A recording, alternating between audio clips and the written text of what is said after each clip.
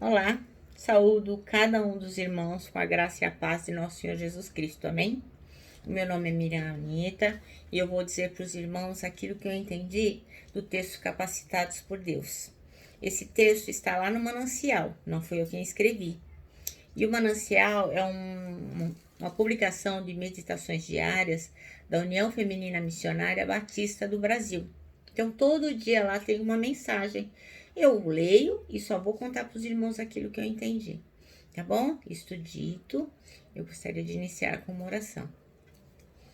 Senhor Jesus, que nós possamos entender o que Tu tens para nos dizer. Que a Tua palavra fale alto em nosso coração e que nós possamos colocar em prática. É o que te pedimos em Teu nome. Amém. Bom, irmãos, então quem escreveu o texto de hoje foi o pastor Samuel Mouta. Ele pede que a gente leia Êxodo 31, de 1 a 11. Então eu vou ler com os irmãos, tá bom? E diz assim, ó. Aqui ele vai falar sobre os artífices do tabernáculo. Então disse mais o Senhor a Moisés: Eis que chamei pelo nome a Bezalel, filho de Uri, filho de Ur, da tribo de Judá. E o enchi do Espírito de Deus de habilidade, de inteligência e de conhecimento em todo artifício, para elaborar desenhos e trabalhar em ouro, em prata, em bronze, para a lapidação de pedras de engaste, para entalho de madeira, para toda sorte de lavores.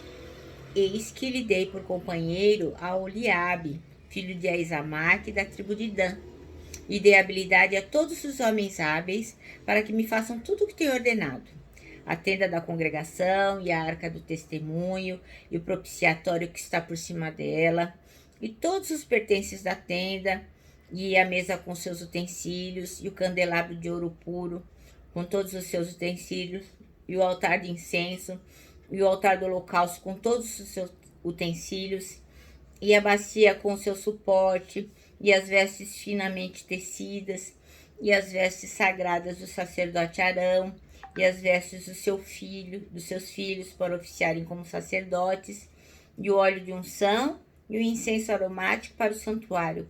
Eles farão tudo segundo tem ordenado. Olha só que maravilha, né? Deus capacitando aí homens para que pudesse trabalhar na obra dele. Bom, irmãos, então, o pastor Samuel Mouto, ele escolheu o versículo 12 para ser o versículo-chave. Então, ele fala assim, ó: Eu escolhi a Bezalel, filho de Uri, filho de Ur, da tribo de Judá, e eu enchi do Espírito de Deus, dando-lhe destreza, habilidade e plena capacidade artística. Bom, então, o texto fala que Deus chamou Moisés para liderar o povo na saída do Egito. E também chamou Arão como sacerdote.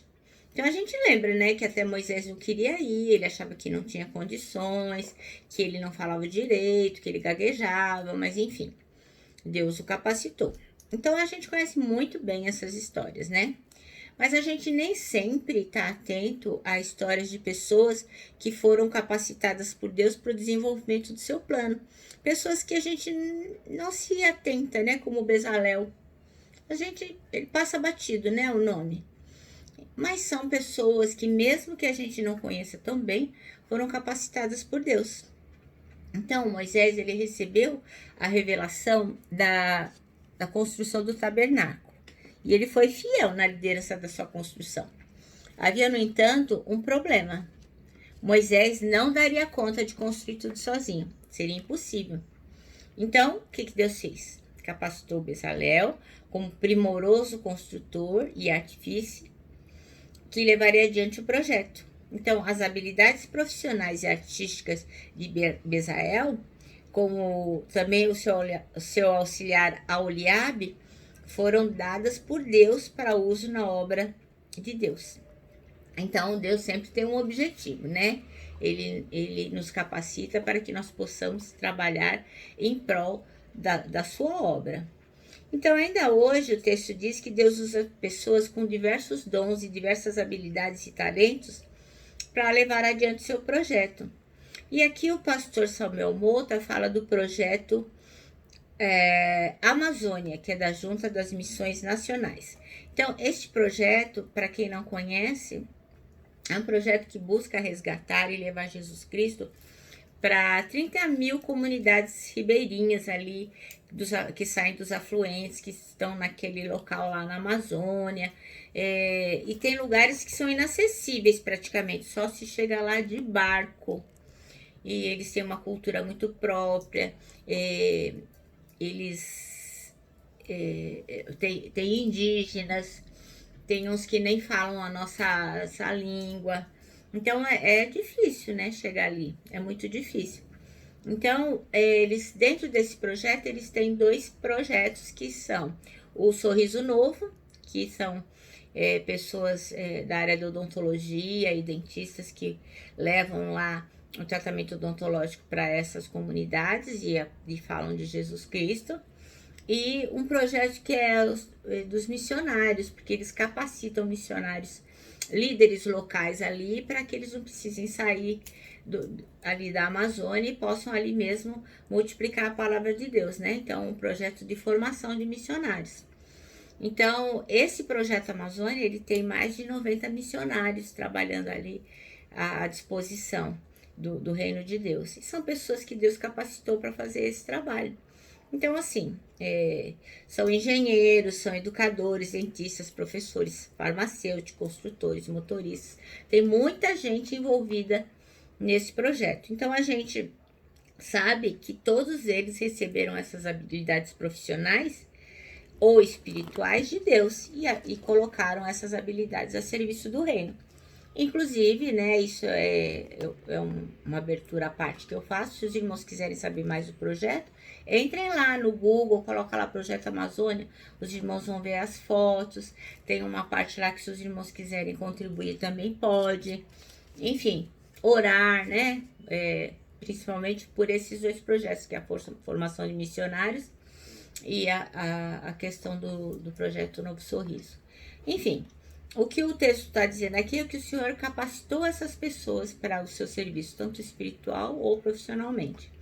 Então, o pastor Samuel Mota diz que não existe ninguém, né, que não tem habilidades, porque todos são chamados a cooperar para a causa do Jesus Cristo, para a causa do Mestre, que a gente não deve ficar de fora. E eu gostaria de acrescentar um triângulo que o Dr. Shedd sempre fala sobre a vontade de Deus, que é como se fosse um triângulo. Então, de um lado está a vontade ordenada, a vontade desejada e a vontade decretada.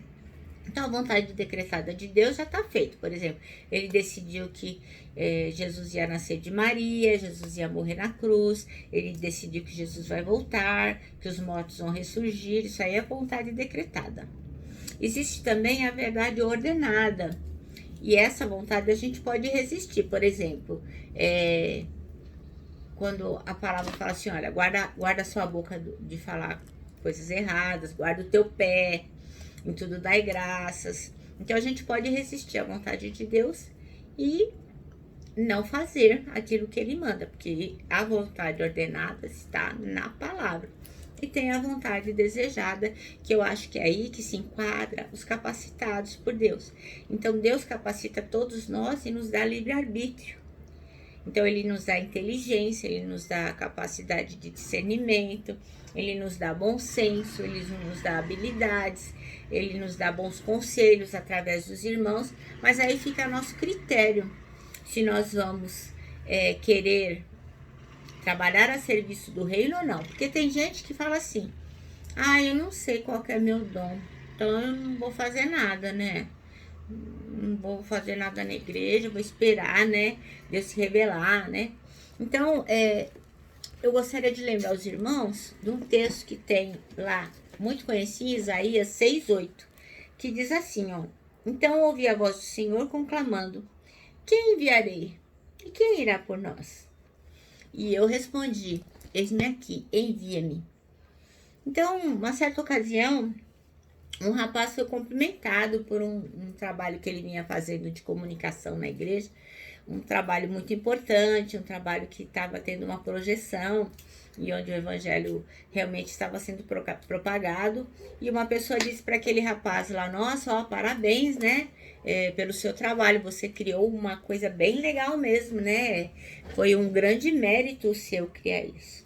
E o rapaz responde assim: olha, eu aceito os parabéns, realmente o que eu criei foi bem legal, mas eu acho que assim, o grande mérito não é em criar alguma coisa. O grande mérito é permanecer nela, né? Porque muitas vezes a gente se dispõe para Jesus e, e depois esmorece, né? Então isso me marcou profundamente porque é, fala da permanência, né? Então às vezes a gente cria uma equipe de louvor, mas depois deixa para lá. Fala que vai evangelizar, olha, tal dia nós vamos todos evangelizar, vamos fazer tal coisa, só que o projeto morre. Ó, nós vamos trabalhar na cantina, vamos fazer isso, aquilo, depois o projeto não vai para frente. Então, assim, o grande mérito daquele que é capacitado por Deus e que deseja servir, não é criar o projeto, mas persistir nele. Então, se a gente parar para pensar, a maioria das tarefas realizadas, elas que são comuns, elas são chamadas de forma, são atendidas de forma especial. Por quê? Porque a pessoa se colocou à disposição. Então, a grande questão não é só ser capacitado, mas é ter disponibilidade, né? Porque muita gente fala assim: ah, Deus capacita os. Como é que é? Deus capacita aqueles que não têm capacidade, uma coisa assim. Mas na verdade, eu acredito que assim, que Deus capacita os disponíveis. Então, se você não se coloca à disposição, se você não tem interesse de servir a Deus, e não tá sempre indisponível, sem vontade, sem tempo, cansado. Então, Deus não vai poder usar você porque você não tem disponibilidade, né? Então, acho que a grande coisa é que você esteja disponível para atender a vontade desejada do Senhor, porque a vontade desejada de Deus é essa, que nós cumpramos o ID, que nós façamos a nossa parte, porque todos nós somos capacitados para o engrandecimento do reino, para servir. Mas assim, Deus não vai nos obrigar a trabalhar para o reino dele. Ele só vai nos dar condições, mas a gente tem que ter disponibilidade. Se a gente não tem disponibilidade de servir, vamos todos, assim, vamos ficar uma vida sentados lá no banco da igreja, né? Vamos para a escola dominical, para o culto matinal, depois vamos para o culto da noite e voltamos e começamos tudo de novo no domingo seguinte, mas não nos colocamos à disposição e não utilizamos a capacitação que Deus nos deu. Então, às vezes você pode perguntar assim: mãe, mas eu não sei o que é para eu fazer. Tem coisas tão simples, às vezes é você levar a água para o pastor no púlpito, às vezes você pegar um papel do chão, às vezes você convidar alguém para ir à igreja. E tem muitas coisas que nós podemos fazer se estivermos atentos ao que Deus está colocando no nosso coração. Então, assim, eu creio que a vontade decretada de Deus é imutável. A vontade ordenada de Deus, a gente pode resistir. Mas a vontade desejada de Deus, se nós não fizermos, ele não vai nos obrigar. Então, ele nos capacita a todos. Eu creio assim, aquilo que eu entendo é isso, que ele nos capacita a todos. Como diz lá em Coríntios, né, 15:58, que o trabalho do Senhor nunca é em vão. Então, a gente tem que ser dedicado à obra do Senhor e fazer o nosso melhor. Então, às vezes, a gente pensa que o que fazemos não é tão importante. Mas sim, é sempre importante. Eu me lembro, e vou contar aqui rapidamente, de um maestro muito importante que tinha uma orquestra e ele sempre regia e lá, tal, né? E tinha um irmãozinho que tocava prato. Então, a música era enorme. E lá no meio da música, o maestro fazia assim, ele tocava o prato e depois não fazia mais nada. Então ele disse para si mesmo: nossa, muito chato esse negócio, eu não sirvo para nada. Um toca violino, outro toca teclado, outro toca piano, toca isso, e eu só faço no meio da música. Eu não tenho importância nenhuma. E um dia, numa apresentação, o maestro estava lá regendo e ele apontou para o prato e o cara do prato não se mexeu. Ao término da apresentação, o maestro falou: o que aconteceu com você? Eu me perdi quase todinho porque você não tocou o prato na hora certa. Nunca mais esteja desatento, porque você conseguiu desarmonizar totalmente o meu trabalho. E foi aí que aquele homem percebeu que, ainda que ele só tocasse o prato, era fundamental. Bom, meus irmãos, eu termino aqui com o manancial que diz que como você pode servir nesse grande empreendimento do reino de Deus, disponibilizando dons, talentos, habilidades que Deus lhe deu. Essa é uma pergunta que só você pode responder, não é mesmo? Eu me despeço aqui com o meu abraço fraternal, com o meu abraço de ursa e, lógico, com a minha palavra de ordem, que é saudades.